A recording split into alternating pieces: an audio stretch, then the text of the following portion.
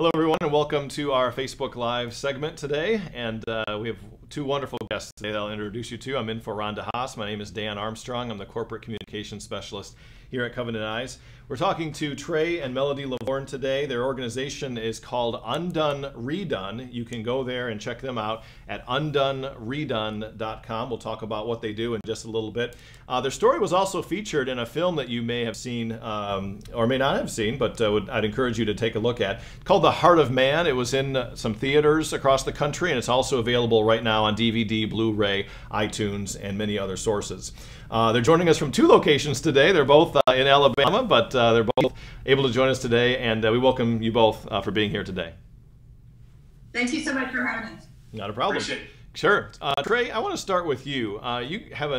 You and Melody have an amazing story, and that's what has been, I think, equipped you both to be used in this space of helping people in a variety of ways. And I want to start with you because what issue started with you. You took responsibility for something that had happened earlier on in life. And that was kind of the beginning of the end of your first marriage to Melody. Take us back to how that all started. Yeah, so I was exposed to pornography when I was 8 years old, and that was a secret really for my whole life.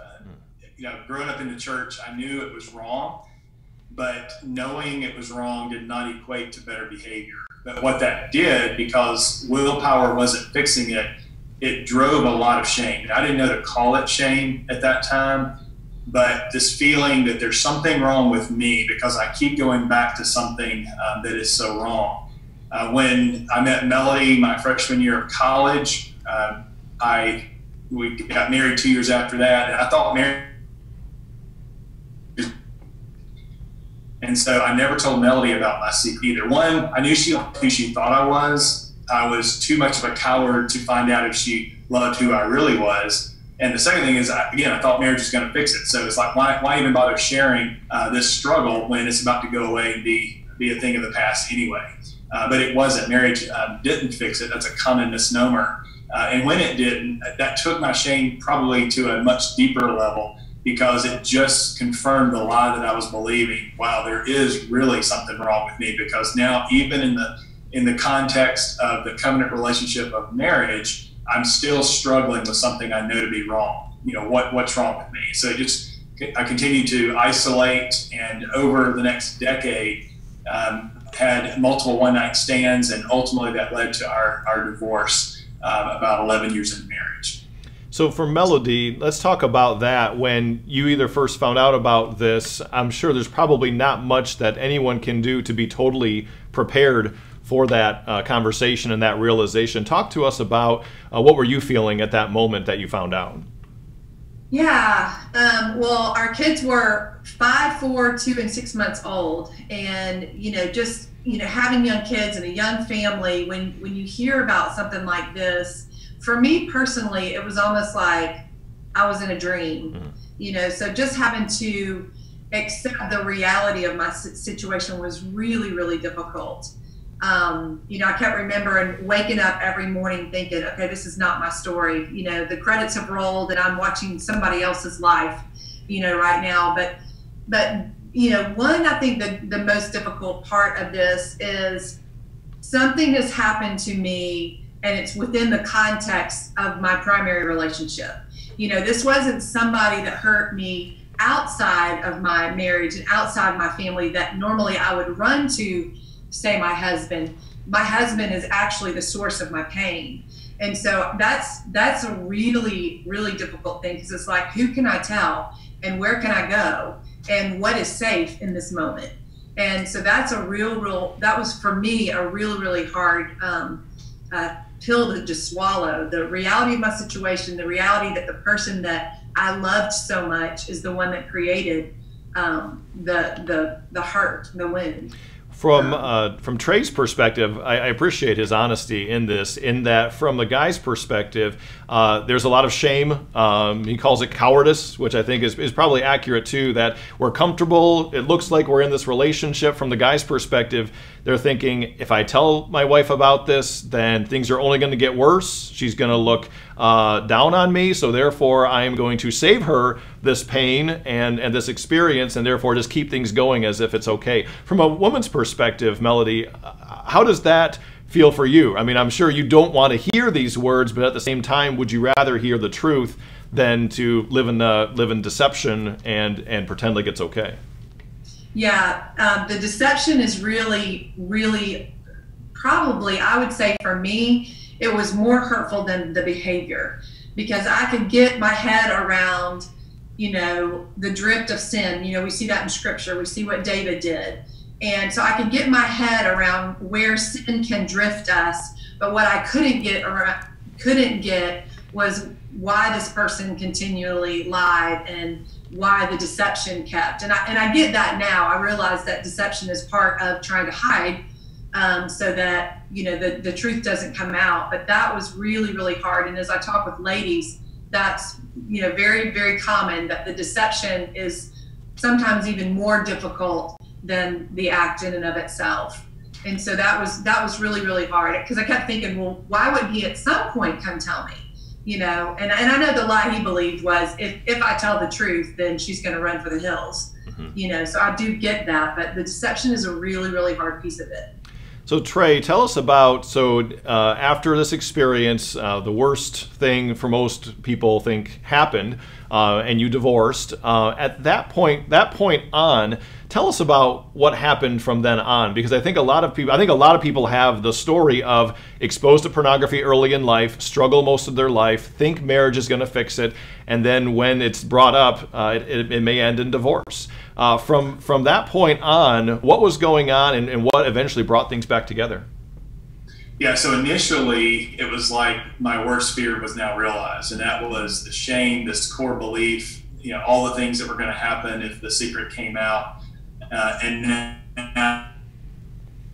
when the divorce, having lost my wife and children, and I'm grateful that I landed at a church early on. And I look back and sometimes how in the world did all that work out? But I landed at a church that was practicing, something that's maybe a little bit controversial in places, and there's some good examples and bad examples, but they did what they called church discipline. And it was a lot of grace, but also a lot of truth. And so they tethered me to a process. I joined that church with everything already out in the open, and it was hard. One of the things, I could not date, even though I was now divorced, and probably looking back, had I not been a part of that process and I just kind of moved on with my life, I don't know that I'd ever really gotten serious about recovery. I don't know, I would probably just say, you know what, well, it didn't work out, and I would have moved on. But I shudder to think where I would, because for me, recovery before everything was always, I could see the pain it caused Melody, but I didn't at that point know that I was worth recovery, that God had something better for me, a bigger story that he was writing. And so that church really helped. I had 3 elders and a pastor who walked with me.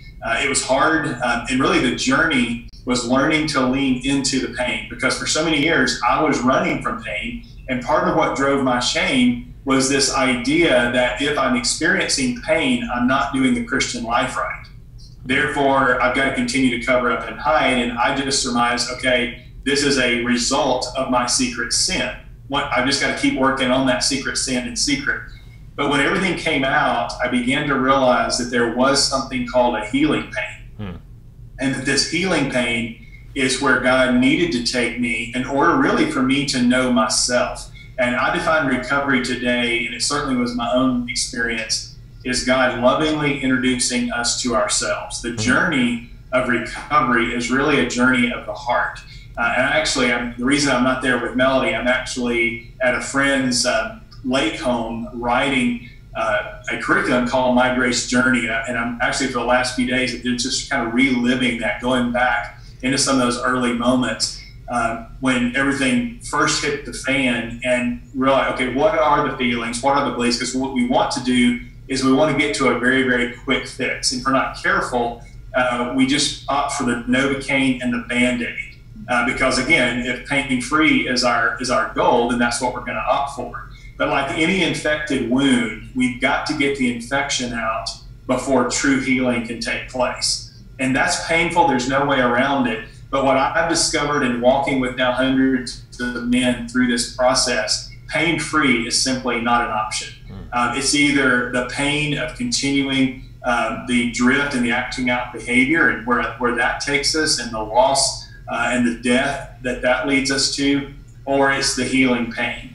And that healing pain becomes a refining, and it's almost like this, it's a hero's journey of sorts where we step out into the unknown, trusting God in this unknown to really begin to help us make sense of things that we have maybe been looking at incorrectly our whole lives. That was certainly my experience. It was a grace awakening that began to give me a new lens with which to see myself, to see God, and ultimately the world around me. And so after 6 years of that journey, Melody and I in 2008 reconciled and remarried, and certainly it wasn't that clean and neat as just sharing in the last few minutes.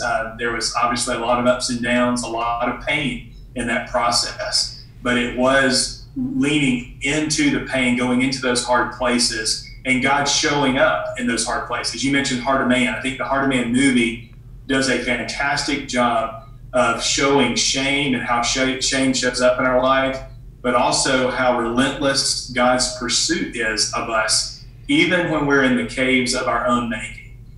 Even because, and that was a part of my shame. I've made this.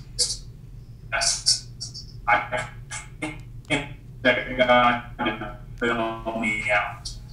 But this idea that our loving Heavenly Father is pursuing us in messes, even when we've made the mess, willfully made the mess, He's still. That's what's so amazing about His grace. I think that's a big truth there, that there is going to be pain in life. And regardless of which side you're on, you're going to experience pain. Either the pain in continually living in deception and making yourself worse, or the pain that is going to make you better. It's still unpleasant pain, but that will eventually make you a better person and live in honesty, integrity, and truth. Melody, in the last few moments we have here, tell us about Undone Redone and what you're able to offer to people and how they can contact you.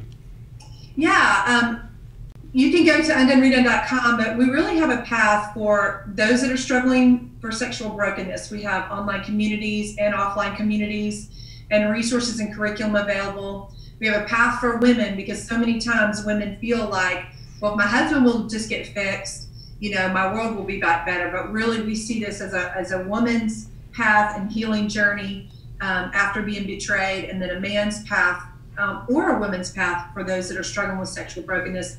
And then we do a lot with parenting as well to really help protect the next generation, creating seminars and resources and curriculum around that, as well as a weekly podcast. So if you go over to Undone Redone, you pretty much can find a healing journey for both the struggler as well as a betrayed spouse or betrayed partner, and then really some parenting resources on what we can do to help not only just protect the next generation, but help inoculate and give our kids the tools to be safe, whether they're at home with us or not, around digital safety.